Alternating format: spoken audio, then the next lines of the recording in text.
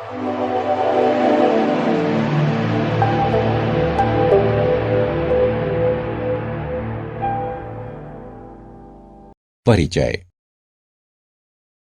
राज और अमर drawing room में बैठे हैं। राज अपनी मनपसंद पुस्तक पढ़ रहा है तथा अमर कोई कार्य कर रहा है। अमर, मैं तुमसे कुछ पूछना चाहता हूं। आखिर ये कैलकुलेटर कैसे कार्य करता है? ये सभी उत्तर सही सही कैसे दे देता है? हाँ राज, मैं तुम्हें बताता हूं। कैलकुलेटर डायोडों के जुड़ने पर कार्य करता है। डायोड एक अर्धचालकीय प्रक्रम है तथा इसे ऑन ऑफ करने के लिए प्रयोग किया जा सकता है। जब किसी डायोड को किसी विशेष प्रकार से व्यवस्थित किया जाता है तो वह विशिष्ट परिणाम देता है। धन्यवाद अमर, मुझे कैलकुलेटर की आधारभूत संकल्पना समझ में आ गई है। छात्रों, आज हम अर्धचालक इलेक्ट्रॉनिक के बारे में विस्तार से अध्ययन करेंगे। उद्देश्य। इस पाठ के अंत में आप निम्न करने में सक्षम हो जाएंगे।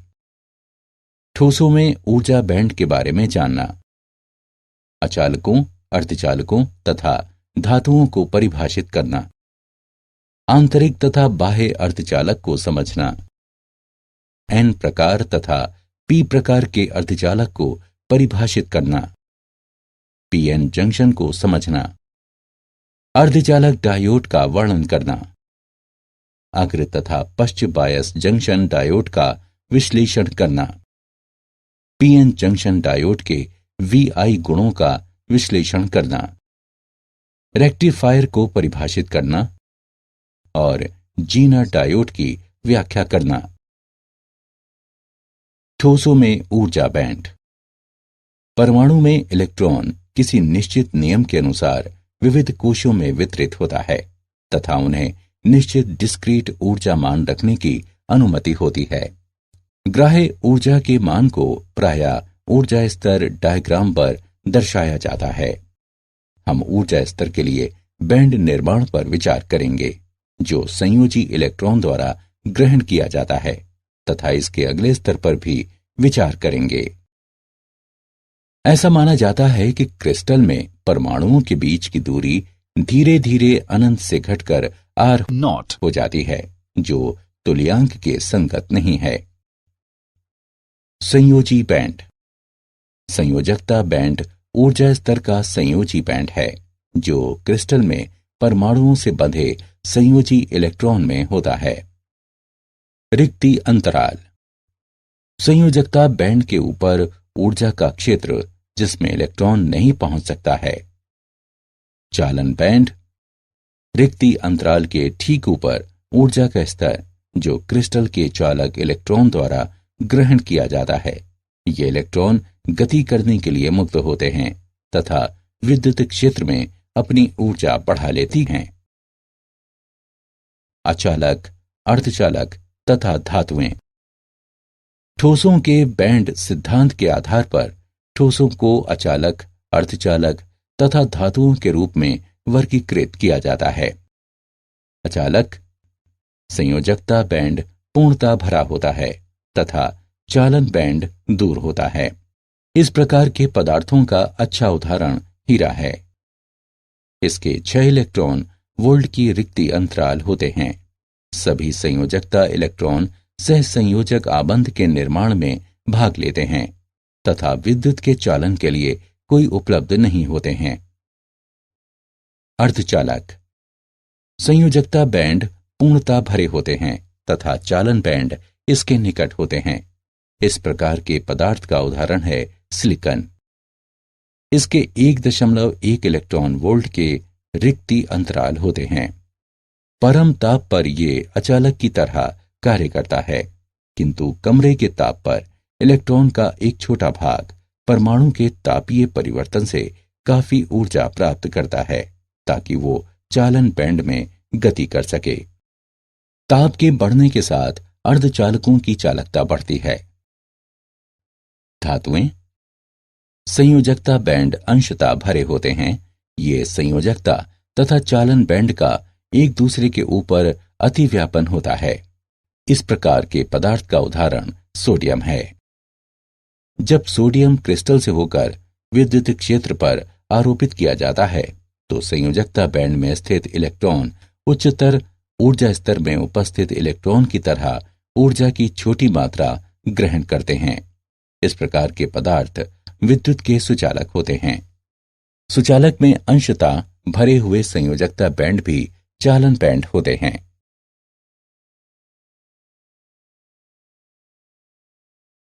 आंतरिक अर्धचालक। आंतरिक अर्धचालक वे हैं जिनमें अशुद्धियां उपलब्ध नहीं होती हैं तथा इसलिए परिशुद्ध अर्धचालक कहलाते हैं। ऐसे अर्धचालकों में कुछ क्रिस्टल दोष उपस्थित हो सकते हैं। जब अर्धचालक को 0 केल्विन ताप पर लाया जाता है तो ये अचालक की तरह व्यवहित होता है तथा उच्च ताप पर संयोजकता बैंड से चालन बैंड में इलेक्ट्रॉनों के तापीय उत्तेजन के कारण चालन करता है। उदाहरण जर्मेनियम तथा सिलिकॉन। चलिए सिलिकॉन पर विचार करते हैं जिसके 4 संयोजकता इलेक्ट्रॉन हैं। ये 4 सहसंयोजी आबंध बनाते हैं। सहसंयोजक आबंध बनाने में जो इलेक्ट्रॉन भाग लेते हैं उसे संयोजकता इलेक्ट्रॉन कहते हैं। यदि कुछ ऊर्जा दी जाए तो सहसंयोजक आबंध टूट जाते हैं, इलेक्ट्रॉन बाहर आ जाते हैं तथा मुक्त रूप से विचरण करते हैं, जिसके परिणाम स्वरूप सहसंयोजक आबंध में रिक्त स्थानों का निर्माण होता है। ये धनावेश वाहक के रूप में जाने जाते हैं तथा इन्हें होल कहते हैं। संयोजकता आबंध में चालन इलेक्ट्रॉनों की संख्या रिक्त स्थानों की संख्या के बराबर होती है।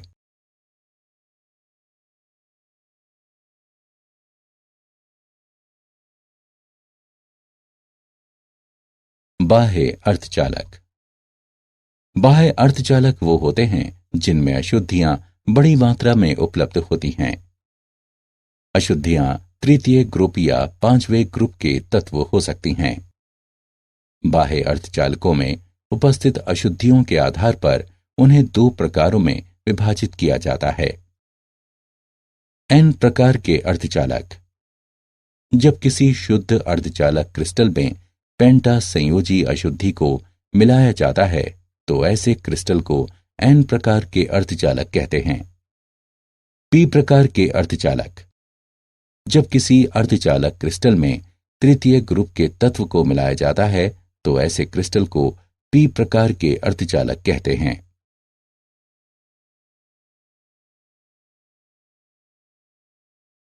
एन प्रकार के अर्धचालक। सिलिकॉन क्रिस्टल को सुचालक बनाने के लिए इसके क्रिस्टल संरचना में आर्सेनिक, एंटिमनी या फास्फोरस जैसे अशुद्ध परमाणुओं को मिलाया जाता है। इन परमाणुओं के बाह्यतम कोश में 5 सहसंयोजी इलेक्ट्रॉन होते हैं जो दूसरे तत्वों के परमाणुओं से जुड़कर पेंटा सहसंयोजक आबंध का निर्माण करते हैं। जब विद्युत वोल्टेज आरोपित करते हैं तो ये 4 इलेक्ट्रॉन अन्य सिलिकॉन परमाणुओं से मिलकर बंध बनाते हैं तथा एक इलेक्ट्रॉन विचरण करने के लिए मुक्त रह जाता है। क्योंकि प्रत्येक परमाणु एक इलेक्ट्रॉन प्रदान करता है इसलिए 5 संयोजी इलेक्ट्रॉनों को प्रदाता कहते हैं। परिणामी अर्धचालक पदार्थ ऋणावेश के साथ विद्युत के सुचालक होते हैं तथा इसे एन प्रकार के पदार्थ कहते हैं जिसमें इलेक्ट्रॉन को प्रभावी वाहक तथा परिणामी होल को अप्रभावी वाहक कहते हैं।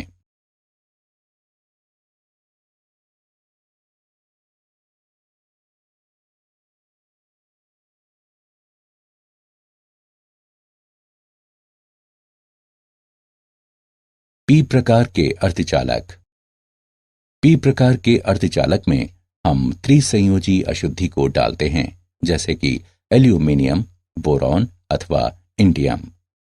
बाह्यतम सहसंयोजक बंध में केवल 3 संयोजी इलेक्ट्रॉन उपस्थित होते हैं अर्थात चतुर्थ आबंध का निर्माण नहीं हो सकता है।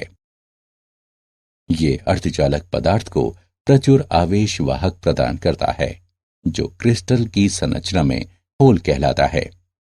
क्योंकि प्रत्येक अशुद्ध परमाणु होल का निर्माण करता है त्रिसंयोजी अशुद्धि प्रायः ग्राहक के रूप में प्रसिद्ध है। चालन में मुख्यतः धन आवेश वाहक होते हैं, जिससे पी प्रकार के पदार्थ बनते हैं, तथा धन होल को मुख्य वाहक कहते हैं, जबकि मुक्त इलेक्ट्रॉन को निम्न वाहक कहते हैं।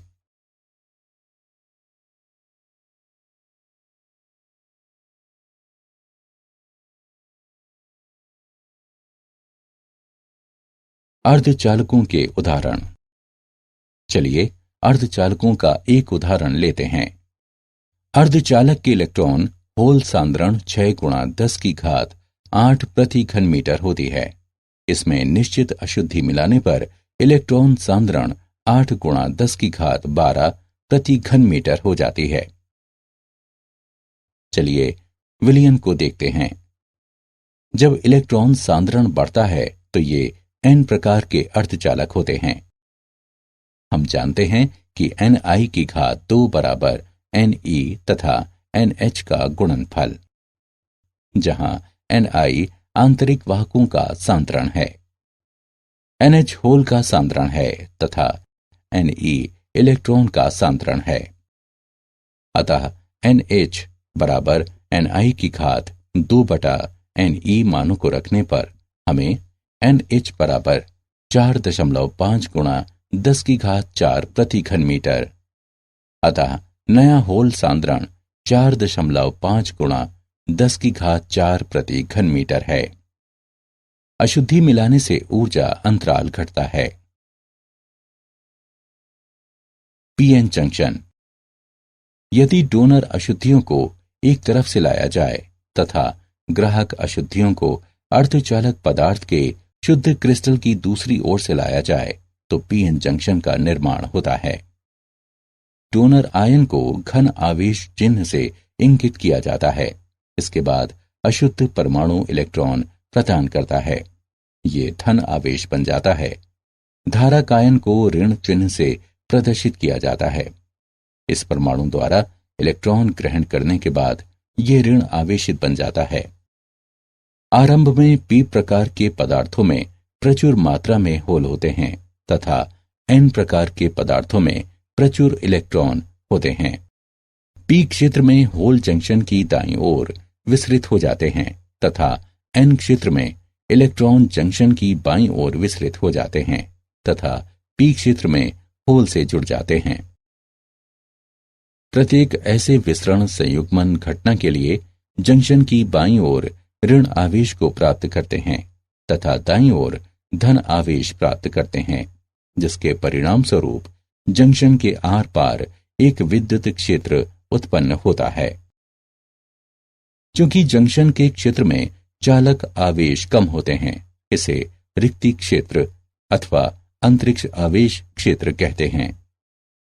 इलेक्ट्रॉनों को एन क्षेत्र से पी क्षेत्र में विचलित करने के लिए इलेक्ट्रॉन को eV0 ऊर्जा की ऊंचाई को प्राप्त करना आवश्यक है। होल को भी पी क्षेत्र से एन क्षेत्र की ओर विसरित होने के लिए समान ऊंचाई की ऊर्जा प्राप्त करना आवश्यक है। अर्धचालक डायोड। अर्धचालक डायोड किसी बाह्य वोल्टेज के अनुप्रयोग के लिए सिरों पर धातु से संपर्कित पीएन जंक्शन है। ये 2 सिरों वाला प्रक्रम है। सिरे पर तीर का निशान प्रक्रम के पी प्रकार के टर्मिनल के संगत होता है तथा आसान धारा प्रवाह की दिशा को इंगित करता है। यह धारा को एक ही दिशा में प्रवाहित करने के लिए निम्न प्रतिरोध युक्त द्वि टर्मिनल वाला विद्युत यंत्र है तथा दूसरी दिशा में प्रतिरोध उच्च होता है। किसी डायोड का सबसे सामान्य कार्य है कि वो विद्युत धारा को अग्र दिशा में प्रवाहित होने देता है, जबकि पश्चिम दिशा में अवरोध करता है। अग्रदिशिक बायस जंक्शन डायोड। जब किसी डायोड को अग्रदिशिक बायस अवस्था में जोड़ते हैं तो एन प्रकार के पदार्थ में एक ऋण वोल्टेज आरोपित होता है तथा पी प्रकार के पदार्थों में धनात्मक वोल्टेज आरोपित होता है। यदि ये बाह्य वोल्टेज अवरोधक से अधिक होता है तो पश्च अवरोधक पर नियंत्रण हो जाता है तथा धारा प्रवाहित होने लगती है। अग्र बायस अवस्था पीएन जंक्शन से होकर निम्न प्रतिरोध पथ को प्रदर्शित करती है, जो बायस वोल्टेज में केवल लघु वृद्धि के साथ डायोड से होकर बहुत उच्च विद्युत धारा को प्रवाहित होने देती है। रिक्ति स्तर के कार्य द्वारा जंक्शन अथवा डायोड से होकर वास्तविक अवरोध अंतर को अचर रखा जाता है। ऋण वोल्टेज इलेक्ट्रॉन को जंक्शन की ओर अग्रसर करता है या वहां से विकर्षित करता है तथा उन्हें अतिव्यापन के लिए ऊर्जा देता है तथा धन वोल्टेज द्वारा जंक्शन की विपरीत दिशा में आ रहे होल से जोड़ता है। जंक्शन डायोड पर अग्रदिशिक बायस वोल्टेज के अनुप्रयोग से रिक्ति स्तर बहुत पतला तथा संकीर्ण हो जाता है, जो जंक्शन से होकर निम्न अवरोध को प्रदर्शित करता है। इस प्रकार उच्च विद्युत धारा को प्रवाहित होने देता है। वो बिंदु जिस पर धारा में अचानक वृद्धि होती है उसे नी बिंदु के रूप में स्थिर IV विशिष्ट वक्र द्वारा दर्शाते हैं।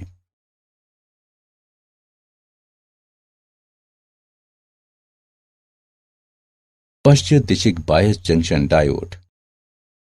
जब किसी डायोड को पश्चिम दिशिक बायस अवस्था में संपर्कित किया जाता है तो N प्रकार के पदार्थ पर धन वोल्टेज आरोपित होता है तथा P प्रकार के पदार्थ पर ऋण वोल्टेज आरोपित होता है। N प्रकार के पदार्थ पर आरोपित धन वोल्टेज इलेक्ट्रॉनों को धन इलेक्ट्रोड की ओर जंक्शन से दूर आकर्षित करता है, जबकि P प्रकार के सिरे पर स्थित होल ऋण इलेक्ट्रोड की ओर जंक्शन के विपरीत आकर्षित करता है। इसके परिणाम स्वरूप इलेक्ट्रॉन तथा होल के अभाव में रिक्ति स्तर बढ़ता चला जाता है तथा एक उच्च प्रति अवरोध पथ उत्पन्न होता है, जो बिल्कुल अचालक की तरह होता है। पश्चिम बायस अवस्था पीएन जंक्शन को उच्च प्रतिरोध प्रदर्शित करता है तथा जंक्शन डायोड से होकर बायस वोल्टेज में वृद्धि के साथ वास्तव में शून्य धारा प्रवाहित करता है।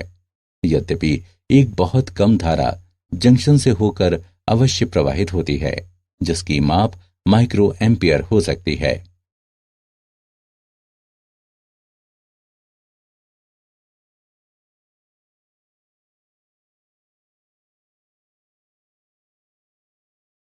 पीएन जंक्शन डायोड के VI गुण। अग्रदिशिक बायस में धारा तब तक पहले धीरे धीरे बढ़ती है जब तक कि डायोड से होकर वोल्टेज किसी निश्चित मान को प्राप्त नहीं कर लेता है। विशिष्ट विभव के बाद डायोड धारा डायोड बायस वोल्टेज के बहुत लघु वृद्धि के बावजूद भी तेजी से बढ़ती है। इस वोल्टेज को थ्रेशोल्ड वोल्टेज अथवा नी वोल्टेज कहते हैं। पश्चिम दिशिक बायस में डायोड के लिए धारा बहुत लघु होती है तथा बायस में परिवर्तन के साथ भी हमेशा अचर होती है। ये पश्चिम दिशिक बायस पर धारा अचानक बढ़ती है। ये वोल्टेज ब्रेकडाउन वोल्टेज कहलाता है।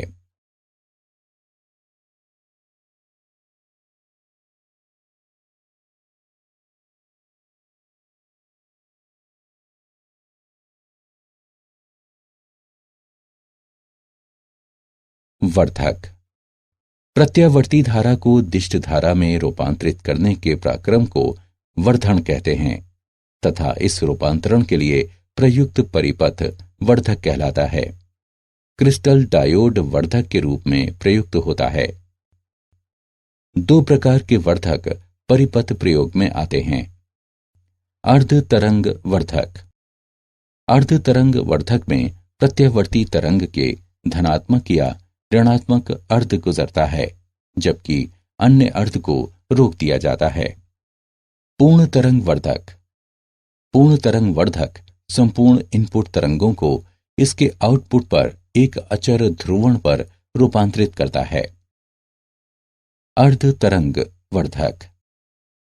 प्रत्यावर्ती धारा संकेत जिसका वर्धन होना है उसको स्टेप डाउन ट्रांसफार्मर के प्राथमिक सिरों P1 तथा P2 से संपर्कित किया जाता है। द्वितीयक सिरों में से एक सिरे को जंक्शन डायोड के P क्षेत्र से संपर्कित किया जाता है, जब दूसरे सिरे S2 को श्रेणी क्रम में जुड़े लोड प्रतिरोध RL के साथ N क्षेत्र से जोड़ दिया जाता है। आउटपुट वोल्टेज को लोड प्रतिरोध RL से लिया जाता है। द्वितीयक सिरे S1 तथा S2 से होकर प्रत्यावर्ती इनपुट वोल्टेज प्रत्येक अर्ध चक्रण के बाद ध्रुवण को परिवर्तित कर देता है। इनपुट प्रत्यावर्ती वोल्टेज के प्रथम अर्ध चक्र में S2 की तुलना में सिरा S1 धनात्मक होता है। इस अर्ध चक्र के दौरान डायोड अग्रदिशिक बायस होता है तथा इसलिए डायोड धारा को A से B में प्रवाहित करता है। अन्य अर्ध चक्रण के दौरान सिरा S1 सिरा S2 की तुलना में ऋणात्मक होता है। इस अवस्था में डायोड पश्च बायस होता है तथा ये धारा प्रवाहित नहीं करता है। इस प्रकार धन अर्ध चक्र के लिए लोड प्रतिरोध RL से होकर विभवांतर होता है तथा ऋण अर्ध चक्र के दौरान विभवांतर नहीं होता है तथा लोड से होकर आउटपुट पल्सेटिंग दिष्ट धारा होते हैं। पूर्ण तरंग वर्धक। पूर्ण तरंग वर्धन के लिए 2 जंक्शन डायोडों का उपयोग होता है। इसमें 2 डायोड D1 तथा D2 होते हैं, जिसके N सिरे N1 तथा N2 सिरों से एक दूसरे से जुड़े होते हैं। प्रत्यावर्ती धारा संकेतक जिसका वर्धन होना है उसको पावर ट्रांसफार्मर के प्राथमिक सिरे P1 तथा P2 से जोड़ दिया जाता है। डायोड के P क्षेत्रों में P1 तथा P2 को ट्रांसफार्मर के द्वितीय सिरे S1 तथा S2 से संपर्कित कर दिया जाता है। आउटपुट को लोड RL से लिया जाता है। द्वितीयक S1 तथा S2 से होकर AC इनपुट वोल्टेज से प्रत्येक अर्धचक्र के बाद पोलैरिटी बदल लेता है। इनपुट प्रत्यावर्ती सिग्नल के प्रथम अर्धचक्र में टर्मिनल S1 धनात्मक होता है तथा S2 ऋणात्मक होता है। तब डायोड D1 अग्रदिशिक बायस होता है तथा डायोड D2 पश्चिम दिशिक बायस होता है। अतः डायोड D1 से चालन होता है जबकि डायोड D2 से नहीं होता है। डायोड D1 के कारण धारा की दिशा A से B की ओर होती है। दूसरे अर्धचक्र में टर्मिनल S1 ऋणात्मक है तथा S2 धनात्मक है। डायोड D1 पश्चिम दिशिक बायस है तथा डायोड D2 अग्रदिशिक बायस होता है। अतः डायोड D2 में चालन होता है जबकि D1 में चालन नहीं होता है। डायोड D2 के कारण धारा की दिशा A से B की ओर है। अतः इनपुट प्रत्यावर्ती धारा सिग्नल के लिए आउटपुट धारा एक दिशी पल्सज सतत श्रृंखला होती है।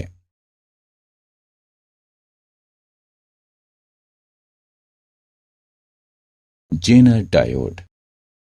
जेनर डायोड पश्च दिशिक उचित रूप से मिश्रित क्रिस्टल डायोड है जिसमें ब्रेकडाउन वोल्टेज तेज होता है तथा जो ब्रेकडाउन क्षेत्र कार्यान्वित करता है। जब किसी क्रिस्टल डायोड पर पश्च दिशिक बायस क्रांतिक मान के पार बढ़ जाता है तो ये ब्रेकडाउन वोल्टेज कहलाता है। पश्च धारा एक उच्च मान तक तेजी से बढ़ती है। जेनर वोल्टेज मिश्रण की मात्रा पर निर्भर करता है। कम मिश्रित डायोड में उच्चतर ब्रेकडाउन वोल्टेज होता है। जेनर डायोड के मुख्य गुण हैं। जब इसका अग्र बायस किया जाता है तो इसके गुण सामान्य डायोड की तरह ही होते हैं। जेनर डायोड हमेशा पश्च बायस होता है। जब पश्च बायस होता है तो इसमें से होकर अल्प धारा प्रवाहित होती है। ये धारा एक निश्चित क्रांतिक वोल्टेज तक अचर रहती है जिसे टर्न ओवर वोल्टेज कहते हैं तथा धारा तेजी से बढ़ती है। पश्च वोल्टेज जिसके लिए धारा पश्च गुण के रैखिक भाग पर किसी बिंदु के संगत होती है जेनर वोल्टेज कहलाती है।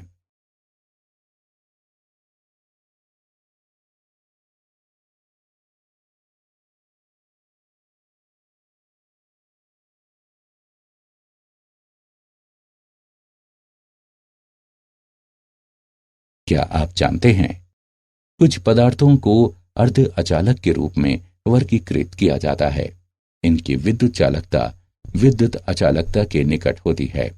एक सामान्य अर्ध अचालक का उदाहरण गैलियम आर्सेनाइड है। किसी इलेक्ट्रॉनिक युक्ति के लिए सिलिकॉन दिल की तरह है। आज अधिकांश अर्धचालक चिप्स तथा ट्रांजिस्टर सिलिकॉन से बनाए जाते हैं। किसी चिप का इलेक्ट्रॉनिक क्षेत्रफल वो होता है जिसमें अल्प रसायन जैसे बोरॉन तथा फास्फोरस मिलाया जाता है, जो सिलिकॉन की चालकता को बदल देता है। सारांश। आइए हमने जो कुछ सीखा है उसे संक्षेप में दोहराएं। अर्धचालक में संयोजकता बैंड पूर्णता भरा होता है तथा चालक बैंड इसके निकट होता है। अर्धचालक पदार्थ की चालकता ताप बढ़ने से बढ़ता है। आंतरिक अर्धचालक वो पदार्थ होते हैं जिनमें मिश्रण नहीं होता है तथा इसे शुद्ध अर्धचालक कहा जाता है। पी प्रकार के अर्धचालकों में हम क्रिस्टल संरचना में त्रिसंयोजक मिश्रण को डालते हैं, जैसे कि एल्यूमिनियम, बोरॉन अथवा इंडियम। यदि दाता मिश्रण शुद्ध क्रिस्टल अर्धचालक पदार्थ के एक तरफ प्रविष्ट होते हैं तथा ग्राही मिश्रण को इसकी दूसरी ओर, तो पीएन जंक्शन का निर्माण होता है। एक अर्धचालक डायोड मूलतः धात्विक संपर्क के साथ पीएन जंक्शन है, जो बाह्य वोल्टेज के अनुप्रयोग के लिए अंतिम सिरों पर जुड़े होते हैं। प्रत्यावर्ती धारा को दिष्ट धारा में बदलने के प्रक्रम को प्रवर्धन कहते हैं तथा इस रूपांतरण के लिए परिपथ को प्रवर्धक कहते हैं। जेनर डायोड उचित रूप से मिश्रित एक पश्च बायस डायोड है, जिसमें तेज ब्रेकडाउन वोल्टेज होता है। ब्रेकडाउन क्षेत्र में कार्य करता है।